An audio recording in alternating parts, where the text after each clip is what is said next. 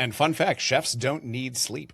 They're one of the only animals on this earth that don't actually need to sleep to survive. Yeah, and we Correct. stand while we eat. Anyway. So you don't shun the devil with your rock and roll load. Knows that country music's gonna save your soul. The devil finds his groove in them rhythm and blues that sound. It's gonna get you son in the end. Welcome back to the Speakeasy. I'm Sother Teague. And I'm Greg Benson, and we have news, Sother. Yeah. We have a breaking update on what the kids are doing and why we should be afraid of it. Okay, what's the news? Well, the piece I'm referring to, it's from Business Insider. It's called Gen Z's Hottest Club, the Local Dive Bar. Now, Sother, I know you sent me this piece. Yeah. But it filled me with a really unique combination of both rage and smugness. And so I'd really like to do a 2 minutes clown on this before I get to your take. Is that okay? Can I just kind of riff? Okay. Launch. All right. 120 seconds on the clock. Here we go. So this piece combines two of my least favorite kinds of journalism, which is claiming that the youths have discovered something that's basically been a part of the human experience since time immemorial, and then writing about people under 32 like they're a new species we just discovered on a moon of Jupiter. Yeah. You know, for my generation, it was like millennials have discovered leisure. How do they do it? You know, and I know for you, Sother, for Gen X, it was like the kids have found out about fornication. How concerned should you be? Very. And now, apparently, for the current youngins, it's dive bars. And nowhere is this more evident than in the piece's subhead, which reads, I'm quoting here, "Fed up with exclusive restaurants, young diners are regular maxing," which was a phrase that made me want to throw something heavy at something expensive. Now, in this piece, you get the line, again, I'm quoting here, "Exhausted from years of chasing exclusive reservations and trendy foods from viral videos and ordering app deliveries from ghost kitchens, young adults in America are now looking closer to home for something you can't promote on Instagram and TikTok, their own version of Central Perk or Cheers." Fine, but that's followed almost immediately by the one-sentence paragraph, "Tech companies are looking to capitalize on the hunger for regularity too." Then we get a couple quotes from the co-founder of Resi talking about how he founded Blackbird in 2022, which is sort of, if you're not familiar, it's kind of like a loyalty card app that every single proprietor I've ever talked to about it despises. And not just because it's very difficult to use and not just because it's very easy to scam, but also because it takes what I think we can all agree is a very unique and beautiful relationship, which is the unlikely bond between a service provider and a customer, and says, ooh, you know what would make this better? A screen and data and a user experience that we will inevitably shitify after 18 to 24 months, depending on how the stock price is doing. However, and I know I'm almost at time. However, I did ultimately like this piece against the odds because despite its best efforts, it did show how ultimately stupid everyone who's writing about 20-somethings like they're space aliens inevitably is. Because it turns out that the kids do want connection and community. And wouldn't you know it, maybe there's something inherent in the human psyche that enjoys a cheap, cold bread soda in an unpretentious setting. And God forbid, actual unmediated interaction with the people who serve your drinks.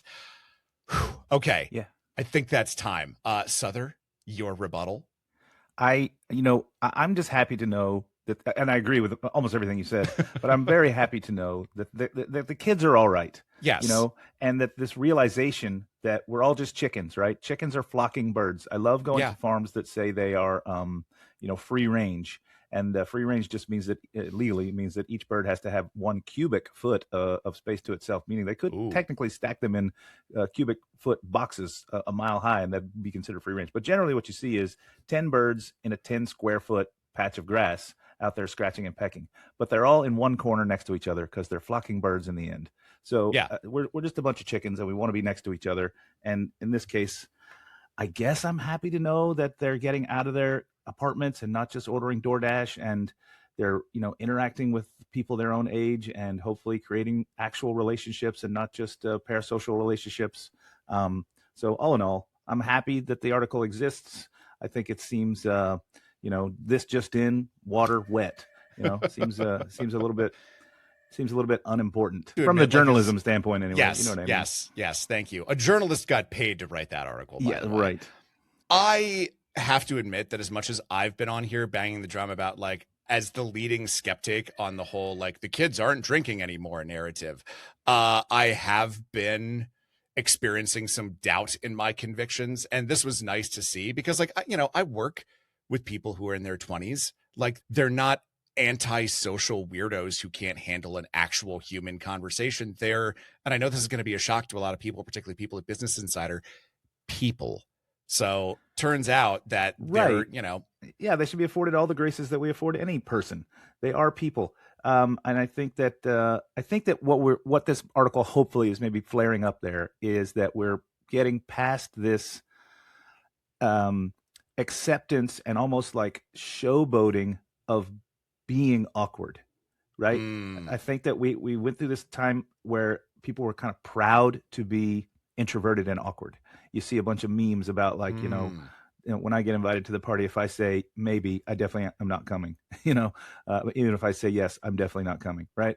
So there's all those kind of things that are out there that exist. And I feel like maybe we're finally getting past that because people do realize, young people themselves realize that they need other people. And I think that's a good thing. Yeah. And I think also we have to acknowledge the fact, unfortunately, that there was, I don't know if you were checking the news in 2020 and 2021, but there was kind of a big thing that sort of put a damper on people's social lives back then.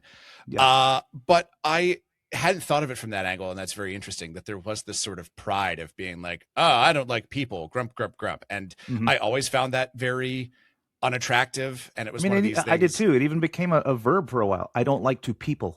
You remember people saying that? I hate that almost as much as I hate regular maxing. Yeah, well, also remember there was a time when they were writing about how that generation is what did they call it? Micro retirements. Yeah, they would take a week off work. That's called a vacation.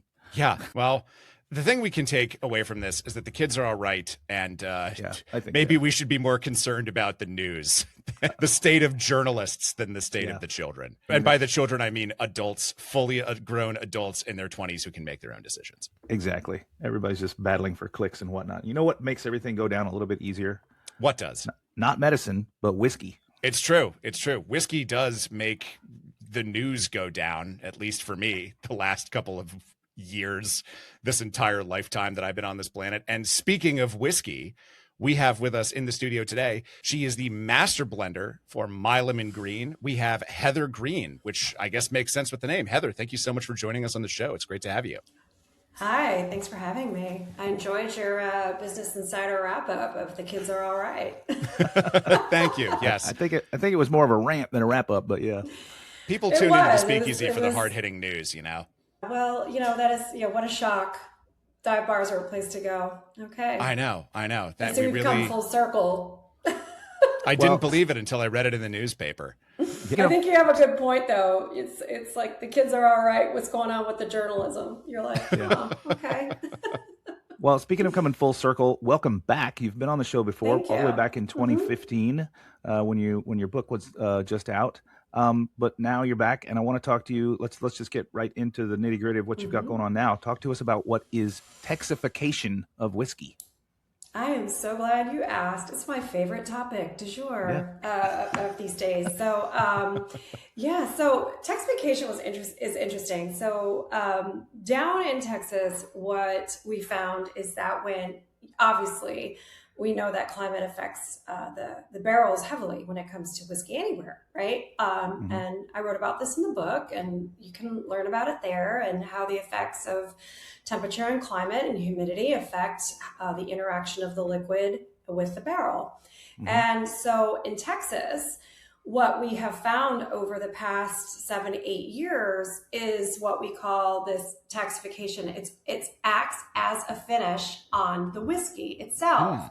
And so you can start the whiskey somewhere else and bring it to Texas, and you will see a massive change in what is happening in that barrel. So that culminated in a study that we did that started in 2018 with our very, very first barrels that came out of stills in Kentucky. We separated them at birth, brought some to Texas, kept some in Kentucky, and we watched them for 7 years, or a little bit 7 years going on now. But at the time, when we did our latest, what we call a gas chromatography analysis, we wanted to see that basically. Everybody's got a gas chromatograph. Yeah. Correct. So for those listening, it's kind of like your DNA, right? You're looking at your DNA. It's not everything the human nose is still the best when it comes to evaluating notes in a whiskey. But the GC machine showed us the actual chemical compounds that were different between the ones that spent their whole life in Kentucky and the ones that spent their whole life in Texas, coming out of the same still, the same batch, the same everything. And that to me was just so fascinating. And we actually, we had, it really underscored what we were trying to do at Milam Greene from a whiskey program from the get-go at the very, very beginning, which is create provenance around the climate. And how do you do that? And so as someone who's always been fascinated with that, it was a great to go and just lay down that experiment. And yeah, that's Texification. It's the unique temperature fluctuations that add what we found was some pretty rich and different notes. I mean, this really sort of codifies the argument of nature versus nurture, right? Two twins born from the same parents, and then you separate them and they grow up differently. That's just how it's going to be, right? They go up differently. And it raised all sorts of questions for me that, like, what does it mean to be a Texan whiskey? Is it, some would say you have to be distilled in that place to be considered that. Now that's like a TTB rule, but rules are made to be broken, right? So is that real, or is it the age? It just brings up a lot of really interesting points for me. But more than that, Milam Greene's whole whiskey program is set on that premise of how do you use intentionally and articulately the climate to express flavor in a whiskey. And we just call that Texification. It's a barrel finish essentially, or it is the whole barrel. It depends on how you do it. So what did your studies show you? I mean, we all play around with our gas chromatographs at home, obviously. So like, I know we're treading ground that everyone's already very familiar with. Yeah. But like what specifically, just for fun when you're bored and there's nothing good on Netflix anymore. But what specifically did the findings that you found there tell you? Like, what did you see? And I also want to ask, like, I imagine that the barrel was another variable on this. So what did that tell you specifically about Texas, and how does that translate into what, you as a casual drinker would taste? Okay, great question. So what we found was as expected, right? So the hypothesis that everybody had was always Texan whiskey is going to be hotter and more higher proof. And the question is, to me, it was always compared to what, right? Kentucky is the benchmark. So you need to talk about it with regards to a Kentucky whiskey, which is 95 to 99% of what people enjoy across the country. So when we're talking about any whiskey, you're always comparing it to that. So what we found, so we're going to talk specifically about what it compared to the Kentucky whiskey, is that when it is in Texas, at least where we are in a beautiful area called Hill Country, Texas, what happens is that the dry conditions, right, it's going to cause higher evaporation rates. We knew that. We'd seen that, otherwise known as the angel's share. We also saw that because of that, you have a richer liquid there, which is going to suspend some of your aromatics in a different way, because high alcohol will also affect what it is that we smell and how it will test. And we also saw that the temperature fluctuation, so one day it could be snowing and the next day 72 degrees. And then from June until September, you may have 100-degree weather for 3 months straight. That's going to expand your wood. It contracts then in the fall, but it can be very, very day to day as opposed to seasons down there, but excluding the summer, which is just a brutal hot summer. So what we found is that the cask wood, well, what we think obviously is that, like we're going to make it has to do with the wood, right? Expanding and contracting, like an accordion over time, that really takes those flavor properties and really kind of maximizes them. Like a tea bag, you're dunking to get, you just kind of do it naturally to get that flavor of tea. It's kind of acts the same way. From a consumer, the ultimate consumer, what they're going to taste, we found that the Kentucky whiskey is much more, I'd say, a little drier, fruitier. It's what you come to love and expect out of a Kentucky whiskey, 4 to 6 years old. You have more what we call estery notes, or as my friend Dr. Bill over in Glenmorangie calls it, estery notes from Scotland. Yeah. But you get more estery notes. Those would be your kind of your fruits and florals, your lighter lifted things. And the Texas whiskey was not only did it have a very different alcohol ABV, but we saw a lot of oak extraction, vanillas, clove, sweetness, butterscotch, marshmallow, all that rich, campfire type of woodiness that you would get. And what I really loved is that when you combine the two, which is what Milam Greene has been doing, you really get something very special. So you have that Kentucky distillate with the aging in Texas. We also have a pot still down there. We also distill 100% grain to glass in Texas. And we also do half aging in Kentucky and then half Texify it. So we bring that Texification down there.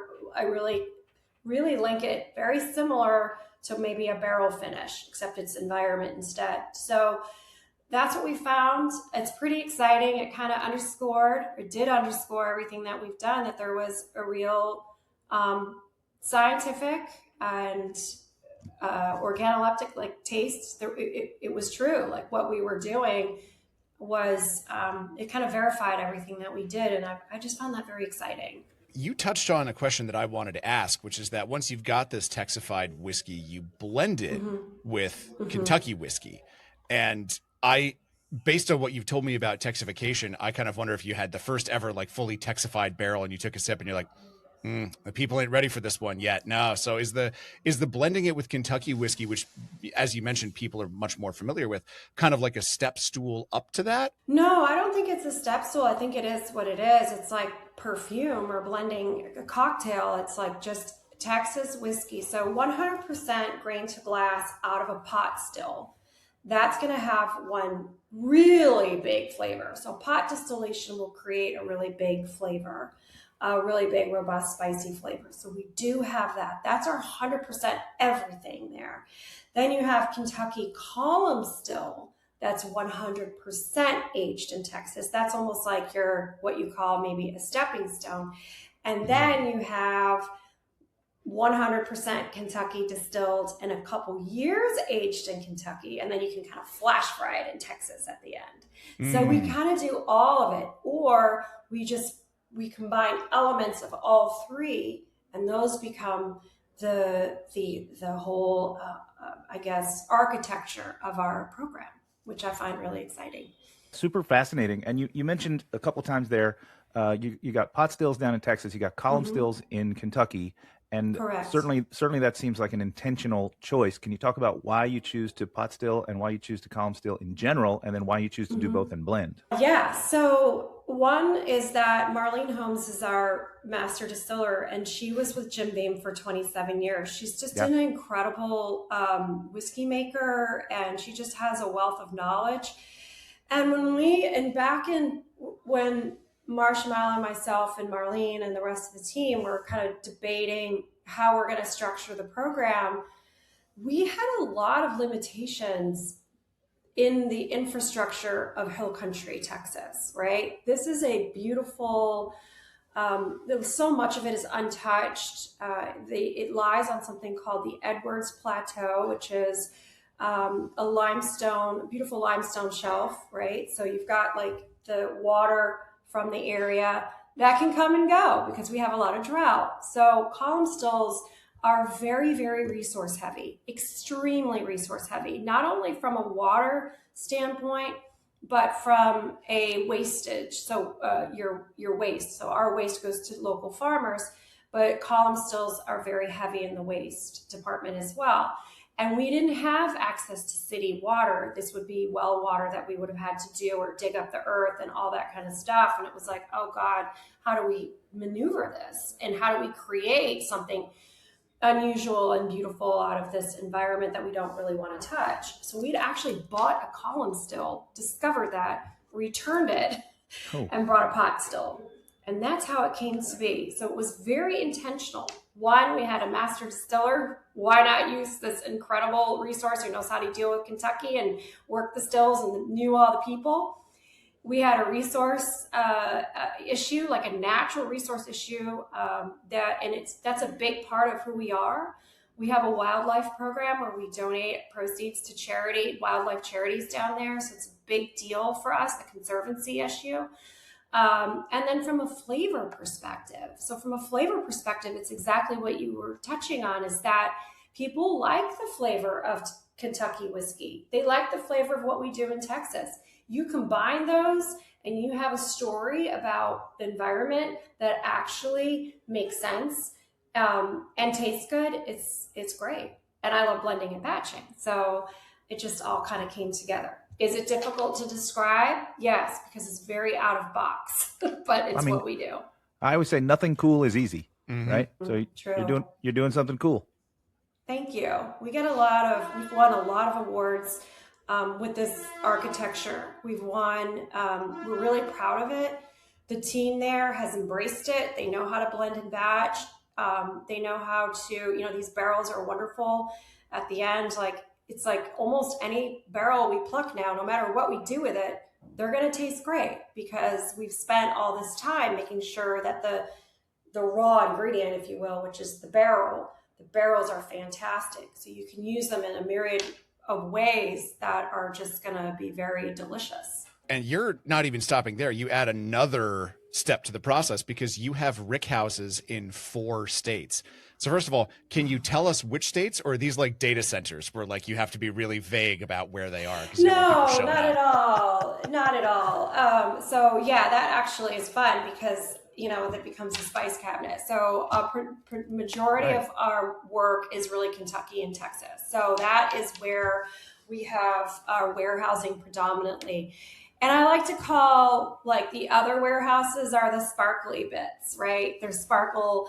If we need something for example, we are about 7-8 years coming up on that for our own original distillate. And I call it our own in Kentucky as well as Texas. And I know a lot of people that, were like, well, wait, but isn't that somebody else? I'm like, but it's everything ours and we go up and do it. Mm-hmm. So in Texas and Kentucky, as I said, our primary, but sometimes I want 12, 13, 14-year-old whiskey to really give it some structure and architecture, which is in our triple cask. Well, that might come from Tennessee if I find one with really good tannins. So we have some we have some barrels in Tennessee. And then for our rye program, we do not make rye. We use rye out of MGP. So we get our rye out of our warehouses. It's not our warehouses, they're MGP, but warehouses up there. And that adds another complete flavor profile, but we're not done with it. When it comes down to Texas, we Texify that as well. So what we do is we blend and batch, pre-blend and batch those barrels, and then depending on the environment or how hot it is, they get thrown into port casks. Mm-hmm. And depending on the temperature and how many times those port pipes have been used, we have to pay attention to that because of the climate. And then we finish our whiskey both in the Texan sun and the port pipes. Pretty incredible. How do all of these moving parts and pieces fit into your new Provisions bourbon, which has been described by you as a floor-sitting, paper cup drinking whiskey? Well, doesn't that tie right into the Business Insider article you talked about? That fits. That's what it is. It's the fantastic whiskey that you can have in a dive bar. In fact, the dive bars of Austin were the first to start taking it in. All right. But porch sipping whiskey. So I got, a lot of us were looking at how do we create a whiskey that is the lowest ABV that you can have and still call it a whiskey, because we saw the trends and people wanted lighter whiskey. So our Brenda Fisher, who's in touch with thousands of consumers that visit our distillery. She was like, we really need something like this. And the rest of us were like, we probably do. Low ABV, sweeter profile, something you can just sip on the rocks or make a cocktail with, no fuss, no muss. And we got to work and made this whiskey. Her and Rick Monroe, who's also down at distillery operations. Distillery does operations at the distillery. They got to work, and we all sampled different prototypes of this, and we all created this amazing whiskey together. It's called Provisions, and it is the Kentucky whiskey. It is Texan whiskey, and it is Kentucky whiskey partially Texified, and that's what that created. Nice. Sounds delicious. It does sound delicious. And I want to talk to you a little bit about, not only the process of creating the deliciousness, but also the process of creating a whiskey at this price point, because it clocks in at $36, which these days is a very affordable bottle of whiskey. And I know that it's a lot sexier to talk about, we wanted this flavor note and this flavor note and this flavor note, but a large part of designing a product is also trying to hit a specific price point so that, as you mentioned, it can be taken in by dive bars. So what was the process there? How'd you kind of get to hit both of those targets you were aiming for? That's a great question. I'm glad you asked that. So I've been, making whiskey for a really long time before this, helping other brands. And it's a great question. It's never just about going in and just plucking whatever barrels you want. I mean, in a lot of ways, that's a really easy thing to do, right? If someone's put me into some rare whiskey house, in Scotland and was like, go make a rare whiskey that we can sell for this. And you have the oldest barrels and price is no object. I mean, you just pick the best barrels, like put them together and there you go. Yeah. The challenge is exactly what you said. Like, we don't get to do that. You can't do that because that whiskey is like, a lot of money to the consumer. So I think what was really lucky for us, not lucky, but it was intentional, but also lucky, is that we had these pot still whiskeys, which were very big and robust. And we had our Texification program that gave great flavor. It's exactly what we do.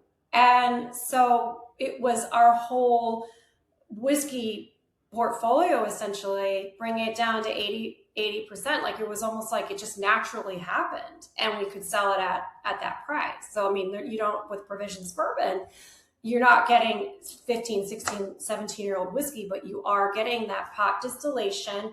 You're getting our malted rye, which costs more money than not malting your rye. It also, when you use malted rye, it helps kind of toast your flavor profile. Mm-hmm. So when you taste Provisions, it tastes more expensive than it should be. I mean, it tastes more expensive than it is because of the way that we Texified the whiskey and the pot still and the Kentucky, and then bring it down to 80 proof. Triple cask is, for example, higher price because we have that very old vintage whiskey in it, right? And they're higher proof and there's less of them. So we felt like we really just nailed not only what we would drink ourselves, what the zeitgeist is of the drinkers, apparently. Regular maxing, is that what it is? Yeah. That will not be the title of this episode. Oh my God. I refuse to do that. Yeah. I learned that from you. Thank you. So that's essentially what we ended up with. But yeah, so we're pretty pumped about it. And it's doing amazing. We got featured in all the publications for it, many great publications for it. I'm really proud of it. It's what I drink right now, and I just think it should be on everyone's shelf. It's also, like I said, made with intention. Consumers want that authenticity. They want story. They want to know who's behind it. And it goes to something else that you guys had kind of brought up earlier was, who the consumer may very well still be drinking. You just got to give them stuff that they enjoy. Yeah, stuff that they enjoy and stuff that's affordable. I don't think they're drinking necessarily less. They're spending a little less, and that's where products like this fill that gap. I think it's incredible and very smart thinking for both you and the company. And speaking of the company, you are Greene of Milam Greene. Let's talk about how you met Milam and how this whole thing got off the ground. Sure. So I was here in New York and I got a phone call Marsha Milam, my partner, she is an entrepreneur down in Austin, with a lot of really cool projects under her belt. And you have to be careful if you meet her, because she will convince anybody to do some really cool things because she's such a creative person. And she'd worked with some people down there. They'd collected some really great barrels, and they were a client of mine when I had a business. I was helping lots of brands grow and talk about the whiskey from either a public relations standpoint, writing behind the scenes, judging, all sorts of things. It was, whatever came my way. And they were a client. I went down there and I fell in love with the project. I just thought she was so cool and dynamic. I thought that what they were putting together was incredible. And she was really supportive over the idea of, from the beginning, blending and batching.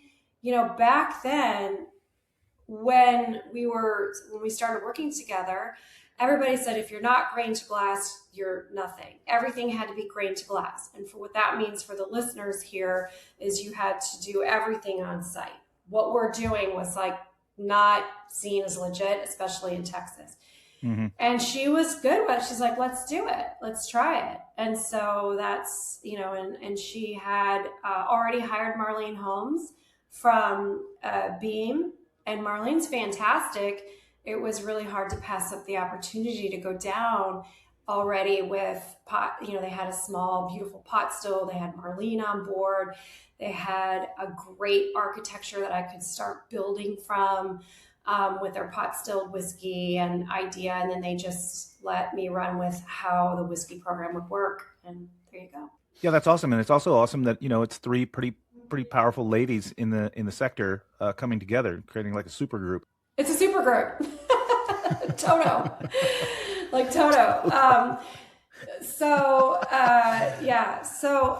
It's interesting. And I think there was a lot, it was very, at first, difficult. I really felt it was important not to talk about the women aspect for many years. We had to talk about it whiskey, because the world does that for you.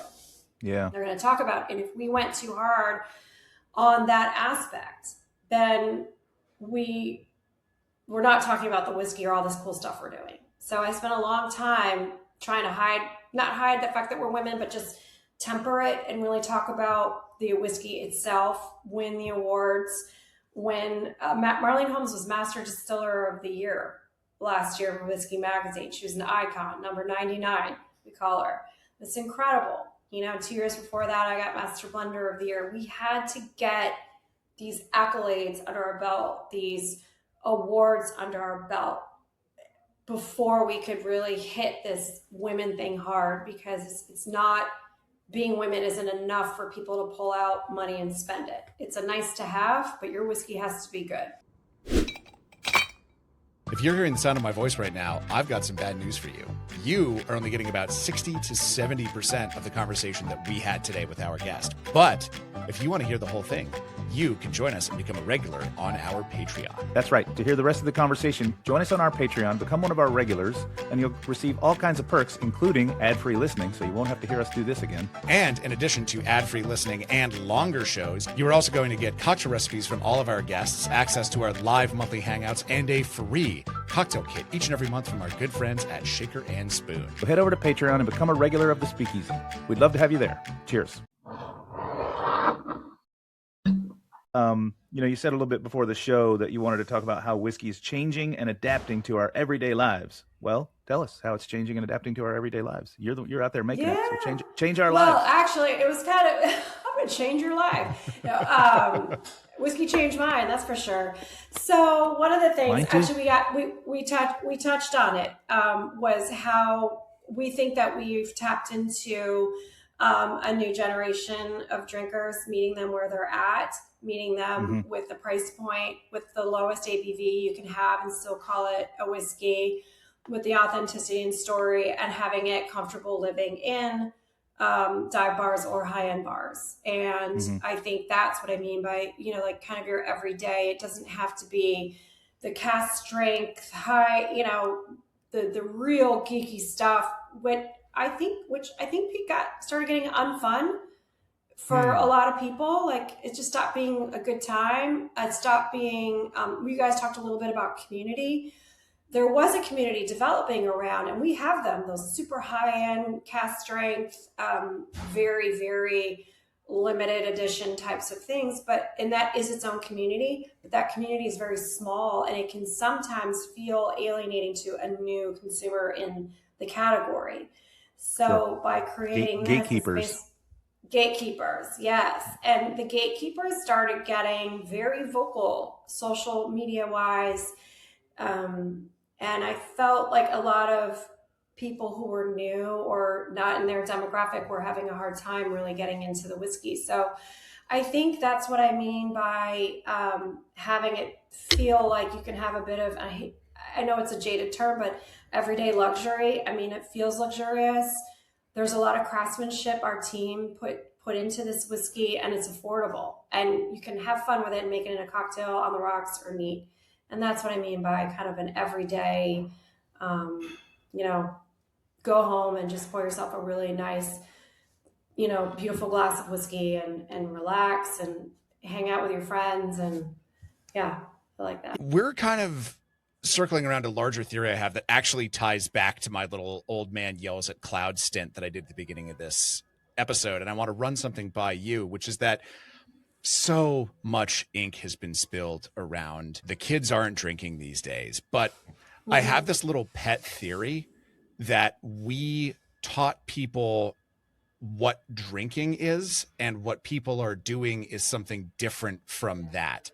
So, and we've been talking about like these really hyper geeky things and these things that you have to engage with. And I know you phrased this as an if statement, like if you like the geeky stuff, but yes, you're talking to the right people. Like, we love that. But I also love knocking back a Miller High Life at a dive bar.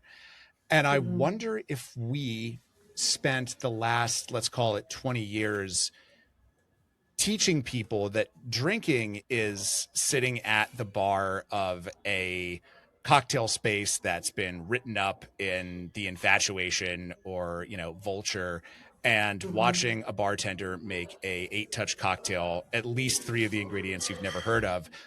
And that just sitting around and having a beer with your friends is something fundamentally different.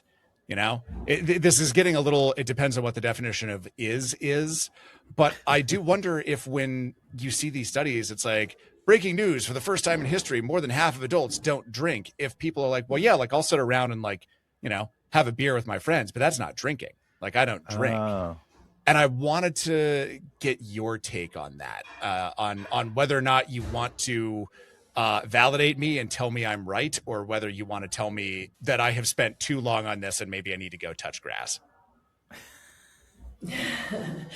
I think a lot of what you say is correct. That's my opinion.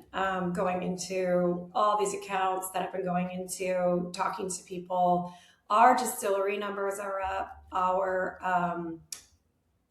online, numbers are doing amazing. And I think that you have to look at like what is being offered. It's in the bars and the stores. Are they drinking that? That's the question, because whatever that is, maybe they're not drinking those things, right? So, but we found that they're drinking Milam Greene. Our numbers are growing, but I think the issue is, bigger voices brands maybe not be, and that's very scary if they're publicly traded companies, and there's a lot more stakeholders on something like that. It's going to get a lot more attention. So I think I actually don't blame the consumer in this case. I don't really blame anybody, but I'm certainly not going to blame the consumer. It's it's a pendulum thing, right? Everything in life is circular.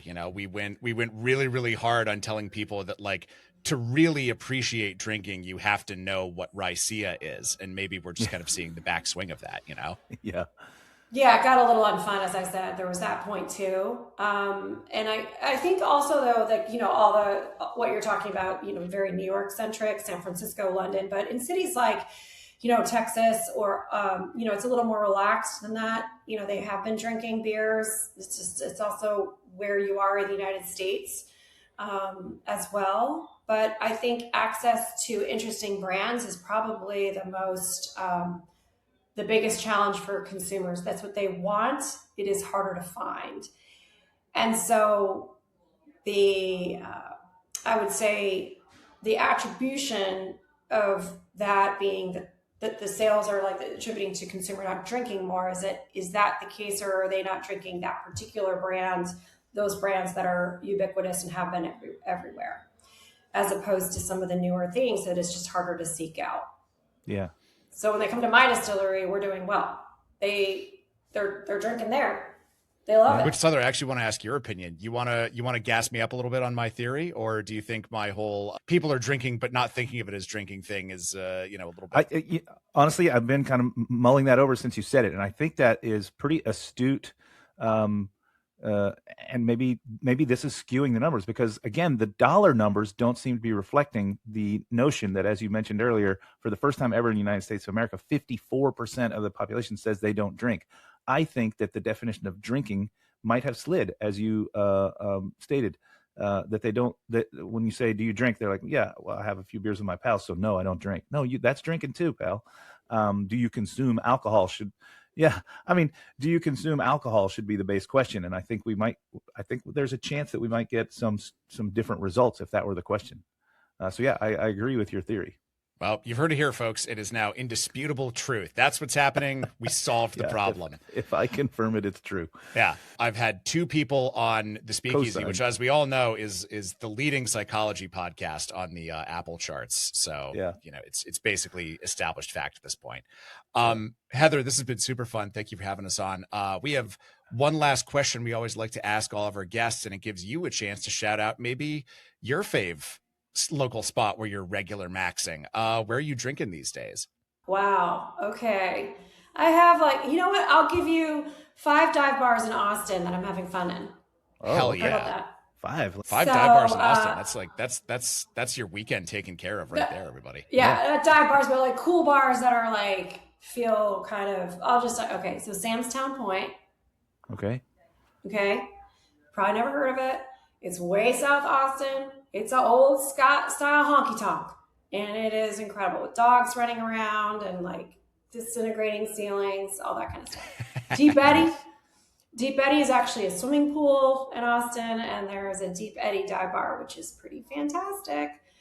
Mean-Eyed Cat, another great kind of divey place that had a big Johnny Cash weekend last weekend or 2 weekends ago. I mean, come on, that's super cool, right? Don's Depot. Yes.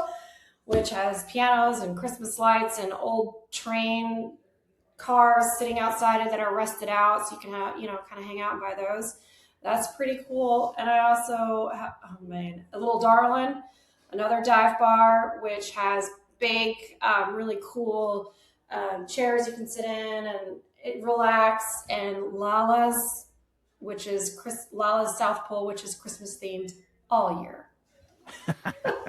First of all, I think I gave you 6. I think I gave you 6, but that's cool, right? Those are cool dive bars. Anyone in Austin will be like, yeah, those are great choices. There's more. They all have great names too. The Mean-Eyed Cat got my eye right away. Yeah, I was gonna say, if I were writing a script and I had to come up with like 5 imaginary names for dive bars in Texas, I could not have done better if I closed my eyes and imagined as hard as I could than the ones you just named. They all sound incredible.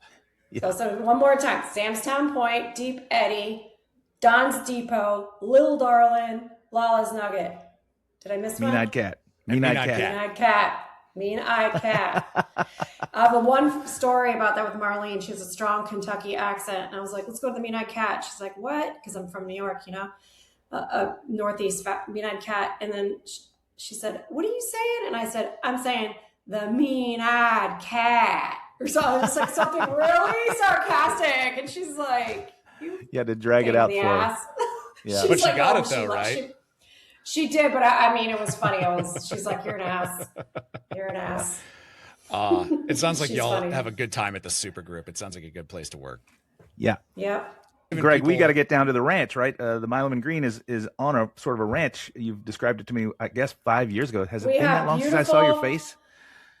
Yeah, well, we don't have the ranch anymore, but we do have. Well, we are on old ranch land on our distillery, so you come and visit that. Okay. Well, Greg, we need to get down there and visit and go to the Mean-Eyed Cat. Mean-Eyed Cat. The Mean-Eyed Cat. Yeah. Deep Eddy, Lala's, all these good spots. Well, we've given the listeners 6 places where they could maybe run into you in meat space. But if someone wanted to find you on their phone, where's a good spot for them to track you down? Anything on Instagram you want to plug? Heck yeah, milamandgreenewhiskey.com. You're going to find milamandgreenewhiskey.com. You can get the advanced wildflower if you're interested in that, and also other things. So you can join our Ampersand Society. So those are for the whiskey geeks, the true geeks. Our people. Milam and Green our people. Milam and Green Whiskey is the tag on Instagram. And then I also have my personal, which is at the Whiskey Authority on Instagram. Fantastic. Well, everybody go out there, follow Heather, keep up with all of the releases they're doing at Milam and Greene. And Heather, thank you so much for coming on the show. It's been fantastic having you on today. We really appreciate it. Thank you. Yeah. Thanks so much, Great seeing you guys. Great seeing you, Sother. Yeah, you as well. Likewise. Well, that is going to do it for us this week on the Speakeasy. But if there is still a little hole in your soul where you want more Speakeasy to be, you can become a regular on our Patreon. Our Patreons get ad-free shows. They get a longer show, which means more of our conversation with Heather that we did not get time to on the main feed, cocktail recipes from all of our guests, access to our live monthly hangouts, and a free cocktail kit each and every month from our good friends at Shaker and Spoon.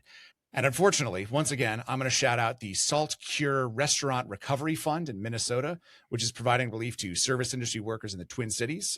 This fund is keeping your fellow industry workers safe until such a time as, we're in a better, loving, more caring world. Speaking of a better, loving, more caring world, it is time for our sauced update. Sother, what's going on over there? What are y'all up to?